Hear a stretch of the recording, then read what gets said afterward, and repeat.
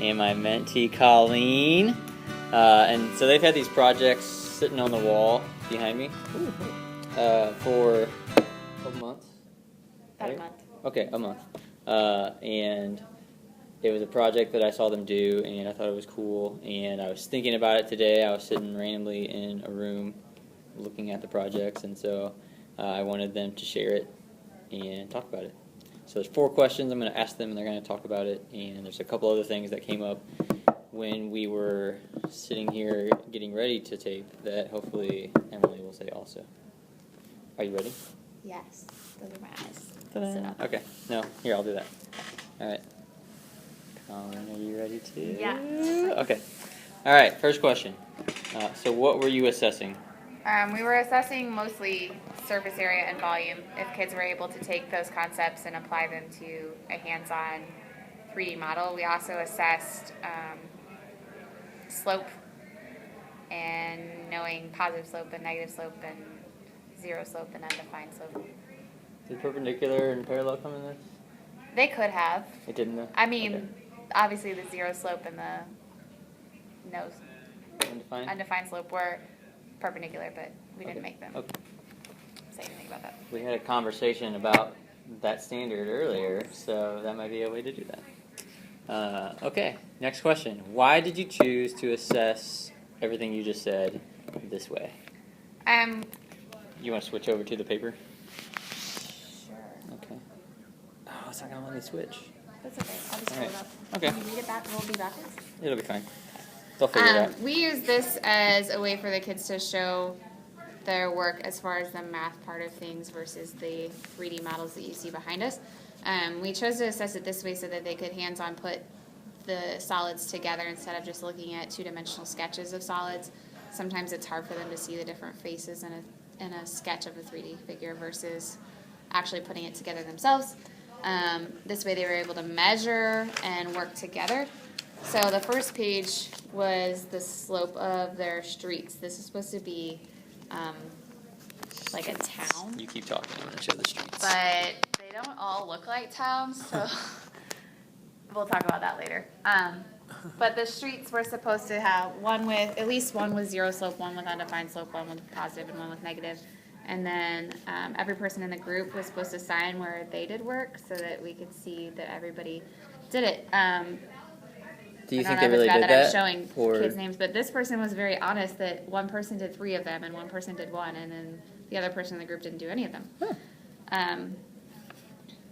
Anyway, it was a way to make them work together and to try to connect what we had been doing on worksheets and stuff to a 3D model. Did you make them draw the 3D solids ever? Yes, but not for this project. Okay. They had been doing that previously in class. Okay. Yeah. Do you feel like this, if you were to have them do it again after this, would they have looked any better? I feel like that always went horribly when I taught geometry. What do you think? Have them draw. So when I teach geometry, and I'm really just having them draw the pictures so they can like show their work during this unit. The pictures always look awful, and or kids say, I can't draw, I can't do it. So I just wondered if taking the net after the 3D thing, if that would have helped them visualize it more abstractly. Or not. I don't know if they were able to draw it easier, but they were able to look at the sketches that we had, I think, and visualize whether or not it was a prism or a pyramid better. Do you agree with that? Yeah. And they were able to tell me how many rectangular lateral faces it had based on just looking at the shape of the base, whereas before, I think sometimes they get confused by all the lines intersecting each other in a 3D drawing. Mm-hmm. So I think it at least helps them decipher the pictures better. I don't know if it helps their drawing abilities. That's a good point. Does it even really matter if they can draw, as long as they can understand what the picture's telling you? Because that's probably, especially when we're assessing them, that's really where the issue is. It doesn't matter if they can really draw it. Yes. All right. Are we done talking about this paper? Or not? Oh, well, there was one more thing we did. Okay. They had to do a word problem, which was a way to incorporate writing and higher level thinking. So they were supposed to take one of their solids and use the surface area or volume to calculate the cost or quantity of materials and make like sort of a real life word problem based on the idea that this would be a town with buildings. Do you feel like that writing went well? I think it went well. We had done a project similar to this earlier in the year, an area project where they had to write a word problem. And those didn't go so well, but I think they learned from that and did better this time. Plus, it was a group working together to write a problem instead of just Yeah, I one think person. more people tried to write one. As the last project, a lot of people skipped it. And I think this time, more of them tried it because we've done it before. Good. But some of them, I think, had trouble thinking of, like, what would I need, materials, or, volume or something like that. Like, Is there an extra like layer of scaffolding you think you would add on if you do this next year to help them do their writing? I think there are a lot of things we would change next year if we do it again to help them with every part of it, including the writing. Because this is the first year we did it. Maybe that'll come in later. Yeah. Well, that's kind of the next question. Third question. How do you feel your project went?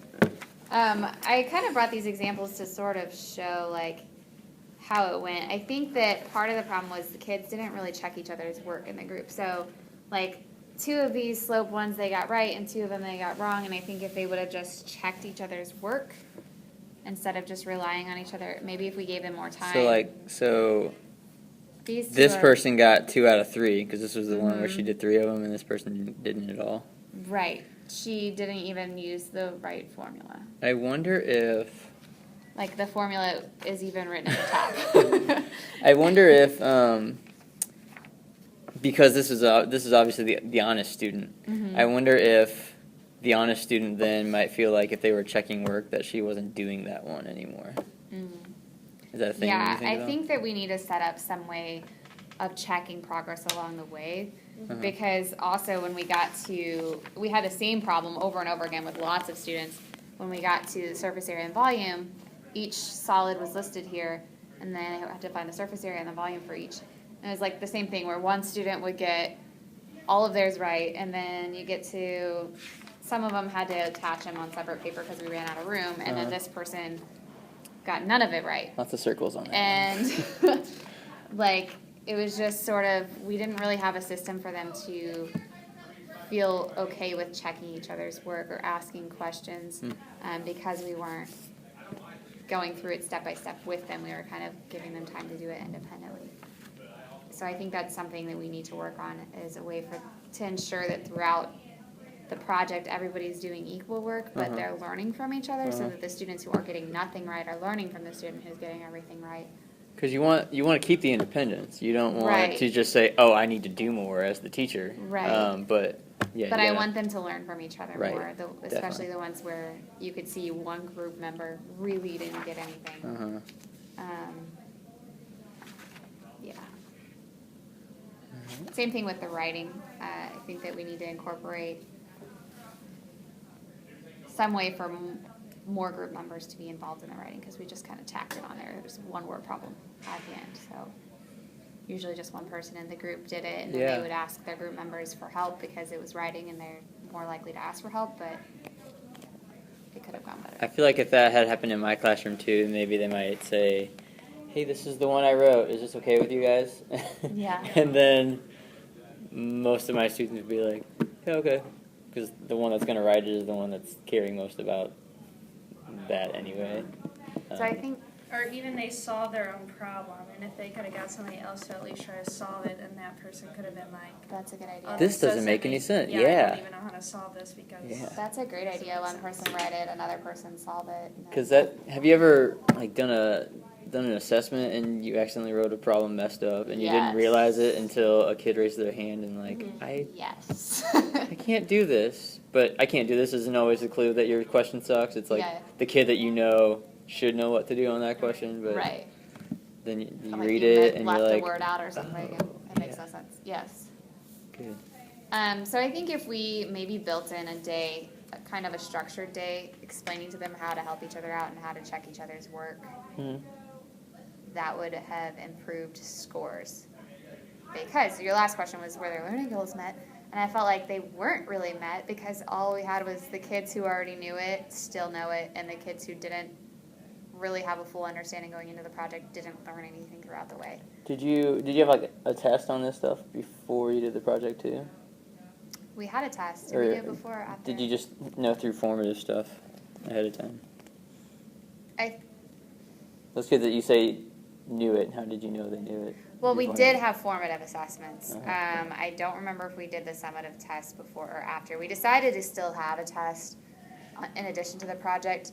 Well, like the surface area test we did way before volume. Oh yeah, I remember And that. then we learned volume, and so. Yes, I think we did them both beforehand, but they kind of assess different skills because, like we were saying before, the tests were, can you look at a diagram and figure out what it means and then use the formulas, or can you read a word problem and draw the picture that goes with it, versus this was, can you take a 3D shape, measure it, figure out which formula you're supposed to use, plug everything in the right spot. Can you work together? Can you write your own word problem? Do you have a deep enough understanding to write it yourself? So I think they kind of tested different skills or different levels of understanding for the same skills. Was there I know you don't have the grade book in front of you, so was there like a correlation between the kids that did well on this and the kids that did well on the test, or was there some differences? I don't know, because we gave them a group grade for the project, Oh, okay. hoping that that would mean that they would work together more to ensure. And honestly, I was impressed by how many of the groups completed the project and got everyone to participate, but the fact that they didn't learn from each other or check each other's work drastically decreased their grades. Yeah. And I didn't check individually which students, I didn't actually compare data as to which students got their portions correct versus the whole test just correct. the grade. Okay. So the last question, and the reason we're doing this is I was sitting in the other room where Emily has all these projects, and I was thinking through Google Sketchup for some reason, which is just software that lets you build 3D models in a 3D space. So you could, in theory, do this with building up the pyramids and the prisms, and then laying out a street, and you could do it on a grid. But when I did a pool design project last year to do area. Was that last year? Yes. Okay, thanks. In my applied math class, and I kind of ran into the same thing where the kids that knew how to do the area did the area, and the kids that didn't know what they were doing still kind of wound up in the same thing. And then I had another layer of kids who were just super angry about the whole project because it was on the computer. And then they were just blaming the fact that they didn't know how to do the area on the fact that we were doing it on the computer. So, the question to you, you know a little bit about SketchUp.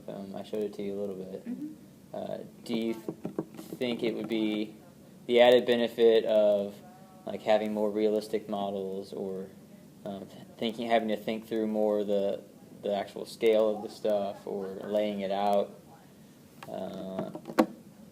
in a more realistic?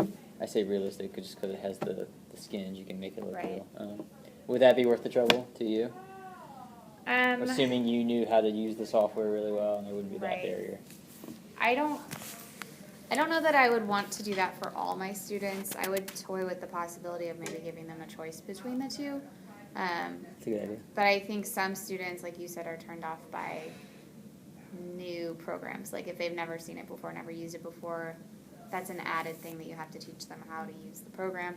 But obviously, our world has technology in it, so it's good to show them technology. And I think that if kids are wanting to get involved in any form of engineering, drafting, yeah, anything, that would be an awesome idea for them. But it doesn't have the hands-on element. So for some students, being able to cut out the net and piece it together was more tactile, and you would be missing that on the computer. And also I did not realize how many of my students did not know how to measure in centimeters versus inches, or even measuring correctly in either of them. So I thought that that was kind of surprising, but it was a good learning experience for them to use a ruler again and actually physically measure something. Mm-hmm. You wouldn't have that on the computer either. But I think it would be beneficial for some students who maybe aren't so good at, like some of them are like, I don't want to color. I'm not good at coloring. And I'm like, that's like not the point of the project, but it Right. freaks them out just because they have to color it. And so I think it could help them. Also, one of the benefits of SketchUp is that it would check their work for them. So whereas this was nice because they should all have the same surface area and volume, it made it easier to grade. SketchUp would actually, as far as I know, be able to calculate the surface area and the volume. Yeah, that made it really And easy for then me to grade that They project last can, year. yeah, so then you could still have the answer to grade, and then they could check their work versus what the computer's saying their answer should be. Whereas with this, I didn't give them the answers to check because I felt like they would just copy all the answers down. Or, I don't know. I feel like there's benefits to both, but I don't think I would have my whole class do the SketchUp. I like that idea of giving a choice. Do you think if you had given that choice, you would have had some kids take it? Yes, but it could have led to more frustration with me trying to do two different projects at the same time. Like how to explain to the kids on the computers what to do versus the kids that. Good point. So that could add another layer of complication. But I think there were some students that would rather do it on the computer.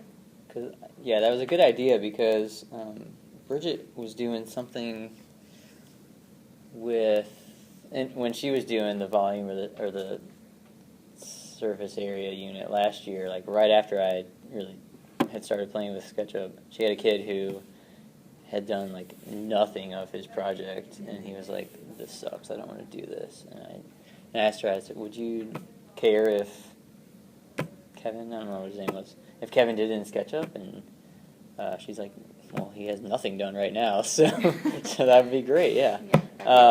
He actually didn't do it, but he went from at least feeling really super negative about that project to, like, I showed it to him and I was like, "Hey, have you ever seen this before?" And I think he'd used it at our middle school, and so the option at least changed his attitude toward it a little bit. So. Right, there's some students that look at this and they're like, well, this is like elementary school. I'm building shapes and coloring them again, and they don't realize that really most of the assessment is in the packet, Right. like doing the math. Yeah. But some students, that's motivating because they're tired of doing worksheets and now they get to do something hands-on and fun. So I think it would be good for the students that felt like this was too childish and that made them less motivated, doing something more interactive. And maybe the students that are really good at it already, that would be something new for them to do. Or it could be a challenging. stepping stone, like downstairs to the Project Lead the Way classes and the drafting classes, like Colleen just pointed out too. Some of them might realize they like it and they don't even Yeah. talk to them to do it. Anything else to say about your project?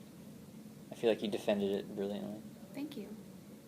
I feel like we're going to change some things next year, but I want to do it again. Cool. It was a learning experience for me too. The last thing that I don't remember if I wrote all in my blog or not, but I had a conversation with Colleen at some point earlier when you did the 2D project Yes. with the bedroom, the laying out or whatever, that she was really frustrated that your rubric kind of just allowed for some kids to just phone it in and give junk, and she was really frustrated by that. Did you address that at all on this one? Do you want to answer that question? Yeah, I mean, I felt this was more evenly balanced with surface area and volume. Like, a large chunk of their grade was math. Uh-huh. And Versus pictures, like kind of wound up on that on that last project. Let me show you this real quick. Okay, let's get it in here. I don't know if you can see that or not. So this was sort of our rubric, and they got 4 points for slope, 4 points for surface area, 4 for volume, 4 for the word problem, and then only 4 of the points were appearance. So we tried to balance it out a little bit so that they got some points for taking the time to make it look nice and actually putting the shapes together. But I think part of the reason our projects maybe don't look as nice is because the emphasis wasn't so much there on, like, they don't necessarily look like towns because 4 points were just making it neat and colored, versus more of the points, 16 of the points coming from actual math. But that also meant their grades were much lower on this project. Because They the reflect, math was it part of reflected it. the math Some instead of of, them wanted to tell me they lost their packet, they only had the poster, and so, yeah, they got a really low grade, but it made me feel better that they weren't getting a super high grade for, A poster. yeah, when that was not the large emphasis. Cool. Well, thanks for sharing, Colleen, Emily. I'm not going to write anything else about this because we've said everything we want to say. that was a 20-minute video. Good job. Bye.